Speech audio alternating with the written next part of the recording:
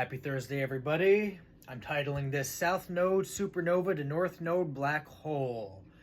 As a disclaimer, due to still ongoing phone calls, I'm going to emphasize the fact that I myself have never ever been married, not even once.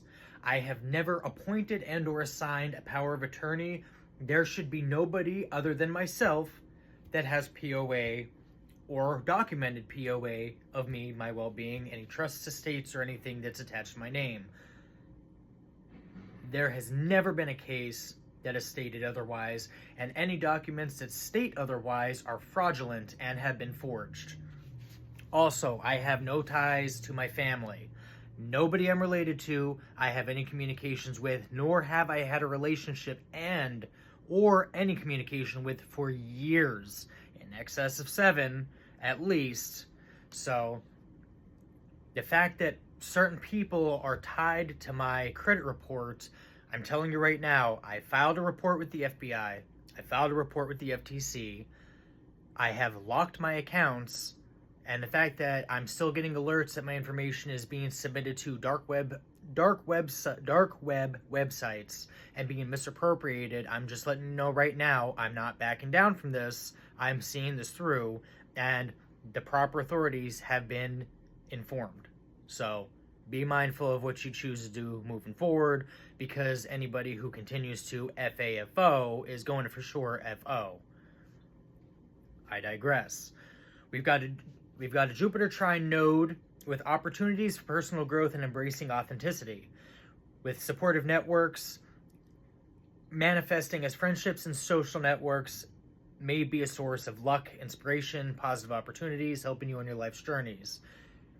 We have an inclination for humanitarian motives. You might feel a strong pull towards humanitarian causes, activities that involve working for the collective's good, and it is also a call to align yourself with your soul's purpose. We have intuitive connections. You might instinctively connect with individuals or groups that resonate with your personal beliefs and support your aspirations. We have an ease for learning and teaching. You might find it natural to learn from others and share your knowledge, particularly regarding philosophies, spiritual matters, or personal growth. We've got dream manifestations. The 11th house, connected to hopes and wishes, combined with Jupiter's expansive energy, can aid in manifesting your long-term aspirations, especially when aligned with your North Node path. For this, we can look to the process of growing a rose. For this is a beautiful analogy. Growing a rose from a seed is a process involving pollination, which can be the dark night of the soul. Seed development within the rose tip, reflecting inward, and then stratification, a period of cold and moist conditions to break the seed dormancy and enable germination, which we can compare to our trial and tribulations in life, with thorns to show our defenses, necessity from what we experienced, but blooming to a beautiful rose as to shine as we were meant to. Once the seed sprouts, or crown and third eye opening, it develops into a seedling with cotyledons. For humans, our leaves would be our peripherals, followed by true leaves, remote viewing, and eventually a mature rose plant capable of flowering and embodying the forbidden dragon of Mary Magdalene, awakening the lions. We also have Jupiter trine Lilith, also known as the embracing freedom and enlightenment aspect.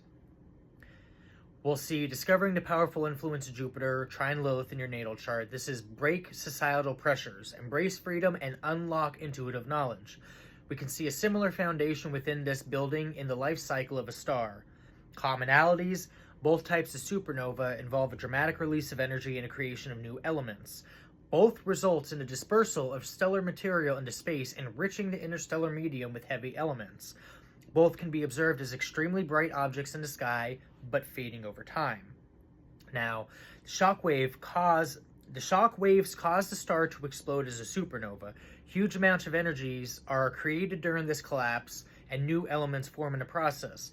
The star brightens quickly, then gradually fades away, leaving only core. During the explosion, the core collapses down to create either a neutron star or a black hole. Now, we can layer this with the very same process to ourselves, the alchemical process of transmutation and ascension.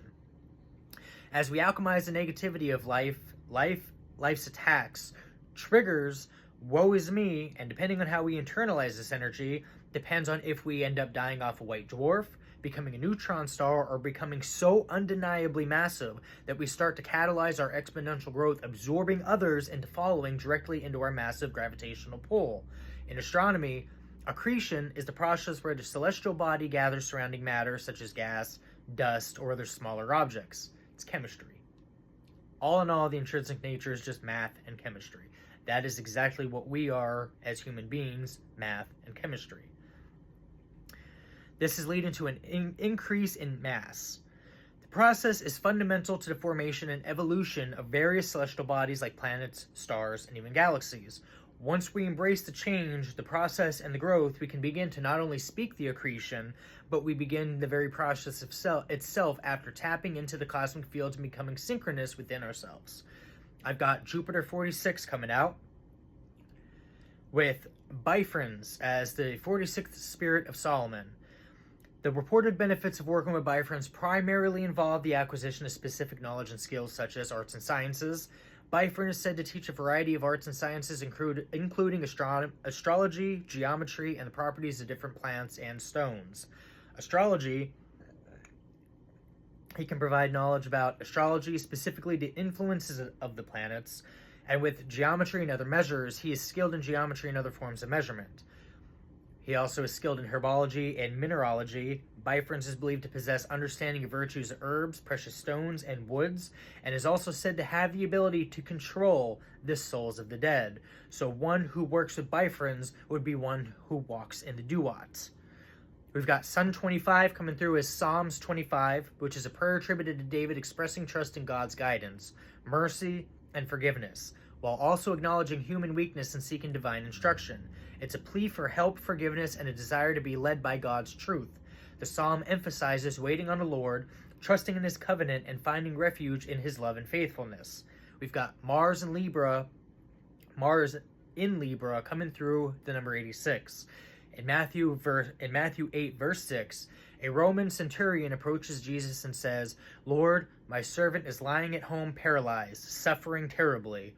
This verse is part of the narrative where the centurion seeks Jesus' help to heal his servant who is severely ill.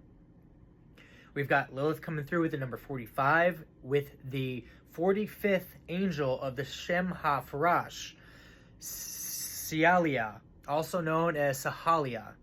As a Kabbalistic angel specifically, like I said, the 45th of the 72 angels of the Shem HaFarash, within the Virtues Choir of Angels. Sialia is associated with motivation, purity of intentions, and restoring balance to natural forces. His name, the God who stirs all men, reflects his role in awakening consciousness and restarting what has become bogged down. It is said to confound the wicked and proud while exalting the humiliated and the fallen. Sialia also governs vegetation and astrologically signifies motivation. It rolls over the goetic demon vine, and the biblical verse associated with Sialia is Psalms 94, verse 18. When I said, "My foot slippeth, thy mercy, O Lord, held me up." I've got the moon number 34 coming through as Psalms 34, which is a psalm of David written after he feigned madness before a king Abimelech to escape. According to the United States Conference of Catholic Bishops, it expresses David's gratitude to God for deliverance and encourages others to trust in God's goodness and protection. The psalm is known for its call to taste and see the Lord is good, and it emphasizes God's care for the righteous and those who fear him. Trust in God's goodness. The central theme here is the encouragement to trust in God's goodness and to take refuge in him. Working Preachers says the Psalms highlights that those who seek the Lord will lack no good thing. We've got Torchbearer Furfur coming through in 34. Also, within 34, under Persephone and Nyx, Furfur is the 34th spirit of Solomon. Furfur is particularly notable for his dominion over storms and the uncanny ability to reveal hidden truths. Influencing love between a man and a woman, Furfur is said to have the power to cause and encourage love between a man and a woman. Some interpretations specifically specify this within the context of marriage or lawful relationships. Furfur has the ability of controlling storms and weather phenomena, and Furfur is also associated with the ability to create storms, tempests, thunder, lightning, and strong blasts of wind. Furfur is also capable of teaching secrets and divine knowledge. That is the objective. Some sources suggest Furfur can teach about secrets and divine matters if compelled to do so. However, Furfur is known to be a liar unless constrained within a magical triangle. Always be the lead catharsis and embody that star while leading the triangle. Standing on the square, of course. Now, important considerations.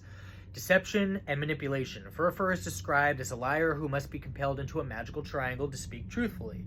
Demons are generally seen as untrustworthy and capable of playing the long game to achieve their own goals. Physical and mental harm. Now, accounts of working with demons sometimes include reports of health issues, financial difficulties, relationship problems, mental distress, and other negative consequences. We've got difficulty in severing ties. Once a connection is established, it can be challenging to disinvite or diminish the entity, which can lead to prolonged negative influence.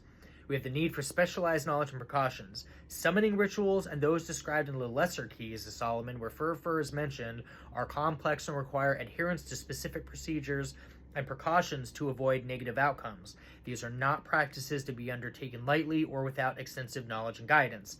This is why when we figure out our golden shrine of life, for me, that is where my name comes from, Frater Phi. I am obsessed with the golden ratio of life, the golden shrine of life, and that translates to a golden triangle, one which I command personally in my own practice. That's all I have for you guys today. Hopefully you found it entertaining. I'll see you in the next one.